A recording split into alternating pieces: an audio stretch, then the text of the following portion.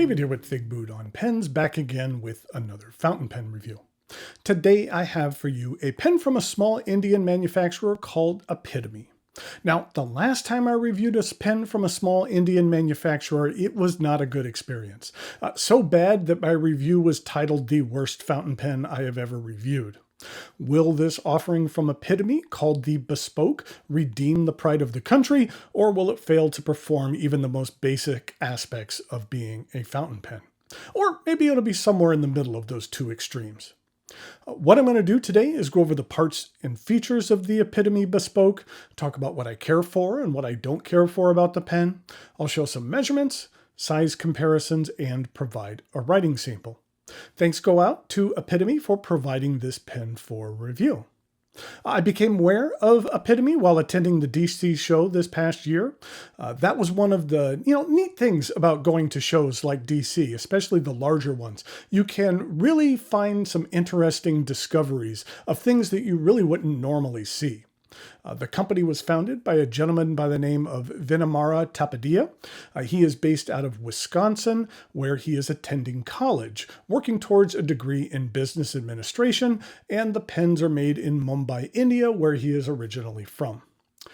The company has been selling pens in India for a while and is looking to gain some inroads into the US and international market. Okay, enough backstory. Let's take a look at a pen. It arrives in this box, has the company logo here, which is an upside down heart with a nib in the middle, which is kind of a nice look. Then inside we have a box with the same logo on it. Also included was a nice writing sample from the pen itself, which is always nice when they test it out. And then inside we have a pen. This is the Epitome Bespoke. It's made from a highly polished acrylic and is available in 4 different colors. There is green, red, black, and blue. The green and red have more of the crushed acrylic look, and the black and red have more of a swirled pearlescent look to them. And as you can see here, I have the blue model. I do like this acrylic. In these pictures, it does make the material look a little bit flatter, but when it does hit the light, you get a fair amount of chatoyance. I'll show you what that looks like during the size comparisons. Overall, I would categorize this as a medium-sized pen. Let's start by taking a look at the top of the cap. It is rounded. This transitions into the clip. I believe I've seen this style of clip on a number of Indian-made pens. It gets the job done, and it works well in materials of varying thicknesses. This transitions into one of the 2 distinct design elements of the pen, which is the end of the cap. There's no band or exterior branding on this pen. The edge of the cap is uniquely angled. Now in this picture, I'm showing it with the longer edge on top, but how it really sits on the pen, it's rotated 45 degrees, so the longer edge is on one side of the pen, and I kind of like that. It's different than what I would have done if I designed the pen. I would have put the long edge on top, kind of in alignment with the clip, but in hindsight, that maybe would have been a little bit more cliche. So having it on more of a side angle goes against the norm a bit and makes it a little bit more unique, in my opinion. And I like that element. There is a medium-sized step down to the barrel, which is straight for about 1 inch or so before tapering down. And then the end, like the top of the cap, is rounded. The cap twists off in 2.5 rotations, and underneath we have the second of the 2 distinct design elements, which is this semi-hooded nib. This pen is equipped with a number 6 Yovo nib, available in either fine, medium, or broad. It can also be affixed with a can-write nib, which are nibs manufactured in India. This hooded nib leads to the main issue that I have with the pen. I reviewed a couple of pens from Venustas, which have the same issue.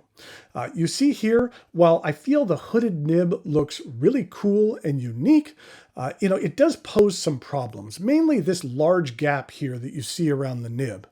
When you dip the pen into bottled ink, ink will have a tendency to stay in that little crevice, which is not a good thing. Because if you don't jam tissue in there to get it out, when you begin to write, that excess ink will leak out all over your page, which is not a good thing. During the writing sample, I'll ink the pen up and show you what I'm talking about. Unfortunately, it's kind of a case of form over function. I think it looks great, but it has issues in the performance, at least in the aspect of inking up the pen. Now, once the excess of ink is out of there, the pen does perform well, which is something you'll also see during the writing sample. This section begins with an angled edge. There's no lip or flare. The section does rise a hair before it reaches the threads and a small step up to the remainder of the barrel. The section is rather long, so it can accommodate a variety of grip styles comfortably, and I don't find the threads to be sharp or uncomfortable if your fingers should rest on them at all. I find the Bespoke long enough to use unposted. The cap does post, and it does post securely. I do find the edge of the cap to be a little bit sharp. When the cap is oriented in a certain way, the angled edge is far enough away that it doesn't rub against my hand, but in other orientations, then it does. So, I don't really want to have to be thinking about the orientation when posting the pen, so I found it myself using this pen more unposted. This is a cartridge converter pen. It accepts standard international cartridges, and a converter is provided. With this solid barrel construction and the lack of internal metal parts, it might be possible to eyedropper this pen. I haven't tested it, but I think it might be possible. You might want to use some silicone grease and maybe an O-ring and test it out with some water or something first to see if that works. I'm not quite sure about the seal around the nib and how that would work. The Epitome Bespoke sells for $89, which I feel is an appropriate and reasonable price for this pen. Other than the design flaw of the hooded nib, I find the pen to be well constructed and perform well. It has a unique look, and I like to see smaller companies who bring something new to the table, even if it's something that isn't quite perfect and requires some tweaking in the future designs to improve the overall experience. The company has a website which is only for domestic Indian orders. For all other international orders, there is an Etsy store. I will put a link in the notes below to both. Okay, now it is time for some measurements, size comparisons, and a writing sample.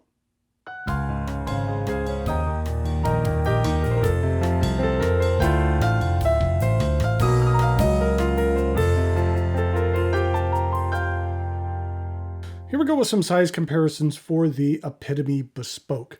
Like I mentioned, I wanted to show you more in the light, and you can really see how that chatoyance, when the light hits it, really kicks up a notch. That it really didn't show that well in the pictures, but you can see here that it's really nice. I like this acrylic. In regard to a couple of other pens, here it is with a Lamy All-Star, and here it is with a TWSBI Diamond 580. And then finally, here it is with a brand new pen from Narwhal that's going to be reviewed in the somewhat near future. And this is one of their original pluses. There's one in black as well as one in white. It's a vacuum filler and really nice. And that's what it looks like in comparison to the Epitome. And then this is what it looks like with a Pilot Metropolitan. And then this is the Venustus pen that I mentioned previously that had the hooded nib that I'll show you here in a second. And then next up, we have a pen that I recently purchased, and this is by a maker by the name of Pens by Pasquale, and this is the Cerebrum. This is just a really cool material that as soon as I saw it, it's just one of those things. I said I had to have it just because I like this clear and that twist look to it. This would be a perfect pen to eyedropper, I think. Right now the converter is in there, but that's what it looks like in comparison to the Epitome. In regard to uncapped comparisons, here it is with the Metropolitan, and then here it is with the All-Star, and then finally here it is with the TWSBI Diamond 580.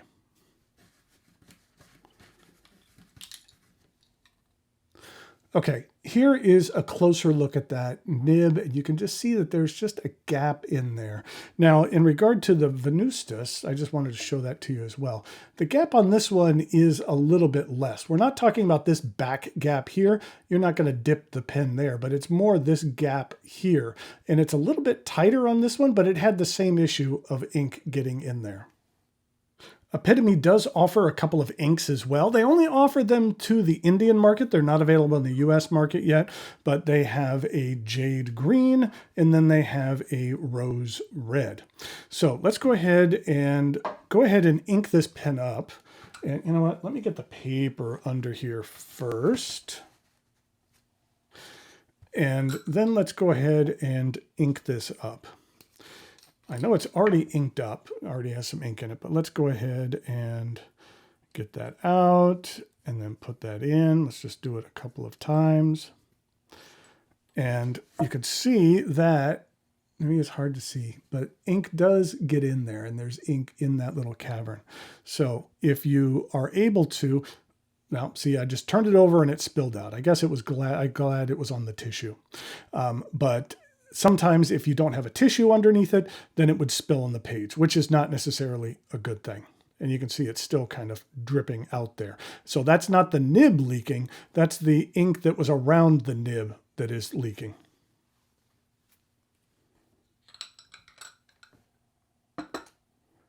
In regard to that writing sample, here we have the Epitome, and this is the Bespoke. This is a medium stainless steel nib, and the ink that I'm using here, as I showed you, is the Epitome Rose Red. And then this is what the rose red looks like, and then this is what the jade green looks like. And here we go with the rest of the writing sample.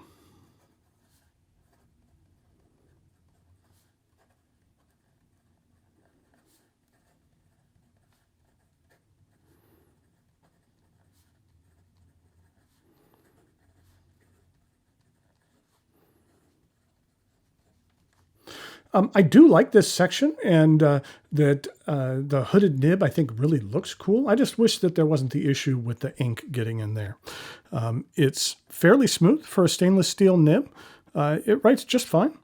You're not going to get a lot of line variation out of there, but in regard to the ink flow for a medium nib, it's decent. And in regard to a reverse writing, it is a little bit sharp, but it gets the job done. And in regard to some fast writing,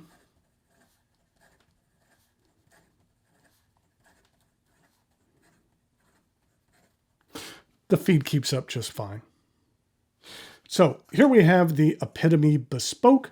I think this is an interesting pen. I think it's reasonably priced.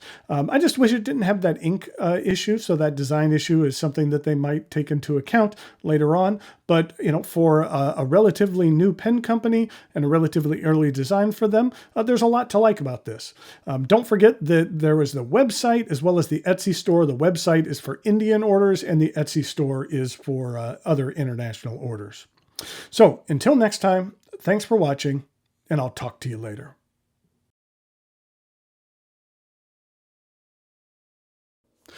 As you can see right here, I have the blue model. I do care for this acrylic. In these pictures, the blue looks a little flatter, but when the material really hits the light, there is a fair amount of chatoyance. I'll demonstrate that more during the size comparisons. Overall,